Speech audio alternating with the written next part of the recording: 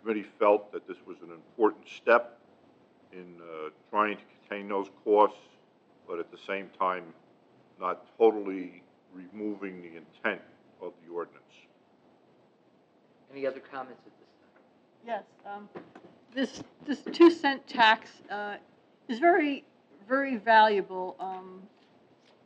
We are now using it for the purchase of open space. In the past, we've used it as matching funds with the county. And recently, we've used it as is allowable to improve our parks. And this is something that the taxpayers, when they pay into, actually see where their tax money goes. They see if a piece of property was purchased down at the airport, if they see recently where the Allegro field was improved, and now we're getting funds from this for Lights at Blackbrook Park. If we didn't have the sufficient funds in this account, we would have not been able to do the recreational things that we've done recently. And yes, we have bad economic times, but this is for all of the residents of town to enjoy all of the recreational activities. So for that reason, I'm opposed to reducing the tax from 2 cents to 1 cent this year. Any other comments at this time?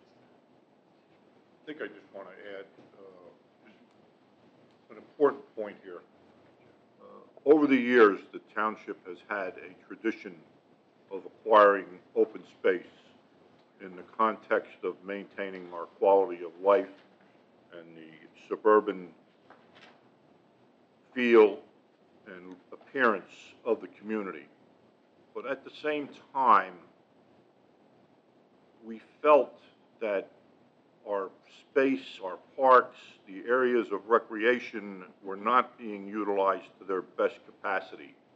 And by creating an initiative of using the open space funds to improve those usable recreation areas in the context of providing lights and providing the soccer fields for the soccer league, and also the upgrades to our ball fields, both baseball and football,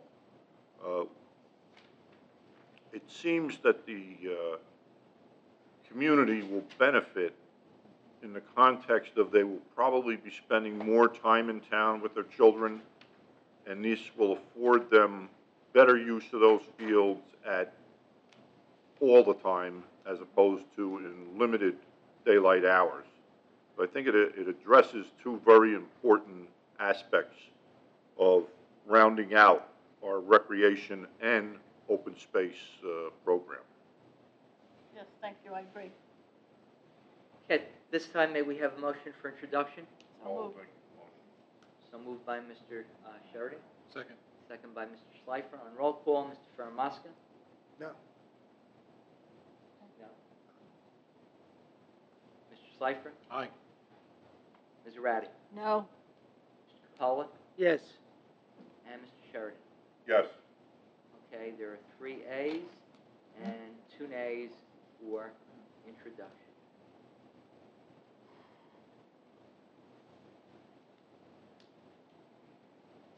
Okay, ladies and gentlemen, the next ordinance for consideration at this time is docketed as ordinance number 11-2010.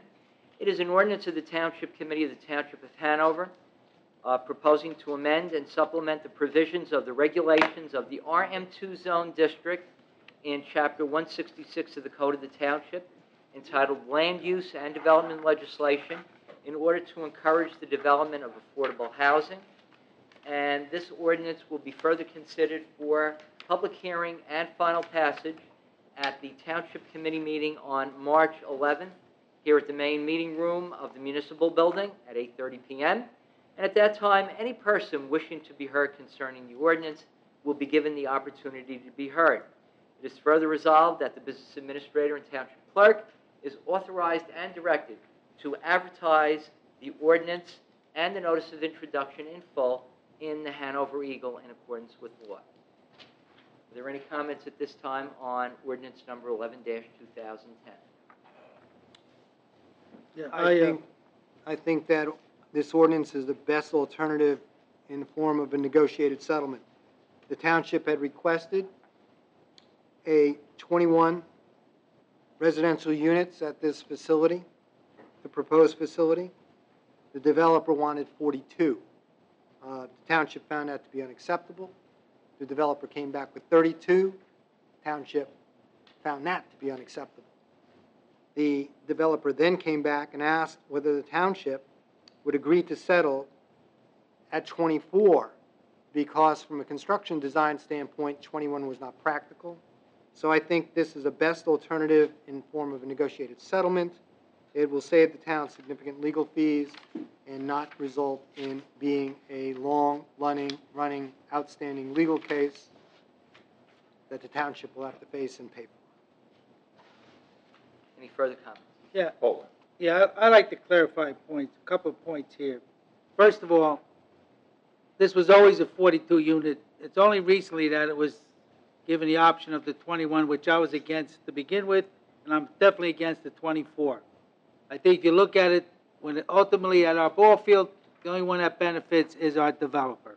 I don't see us benefiting it because I don't see where the ratables that we receive in return for shoehorning in 24 units next to an office building is going to work. We've been working on this thing for a year with our attorney. All of a sudden, we can't go any further. We have to stop because we're going to be spending money. The report states that we're spot zoning. This goes against our master plan, but that seems to be what we always end up doing. We have a developer who wants something, we give him what he wants, and we spot zone it, we just put it in there. We have a ball field there. Now we're going to put 24 units underneath a power line with no setbacks whatsoever. I went out there, I measured it, and from between the parking lot to the back of that property line, there wasn't much room. Furthermore, you're going to have a lot of blacktop, because now you got to add parking spaces, even though it's going to be shared with the office piece of it. They're still going to move forward towards Route 10. So, you know, we had a report that said it really wasn't a good idea, and, you know, as far as I'm concerned, all its benefits is the developer. It certainly doesn't benefit us. No. We didn't take a vote yet. Okay. Any other- Just to catch you ahead of time. Any other comments? I will have a comment, Mr. Administrator. I have to concur with my colleague, Mr. Fermaska. The parcel that we're speaking about lies across a municipal building east of here on North Jefferson Road with a side yard of Route 10 and a backyard of the Hovmanian homes. And we have a bank in that area now that has been there for many, many years. We have an office building / daycare center that is in that exact location as well. And I think it's important to note that earlier on, before my presence on the committee, the thought was that this would be a good location, and the builder at the time was invited in, and as a result, the process began to construct the 42 units.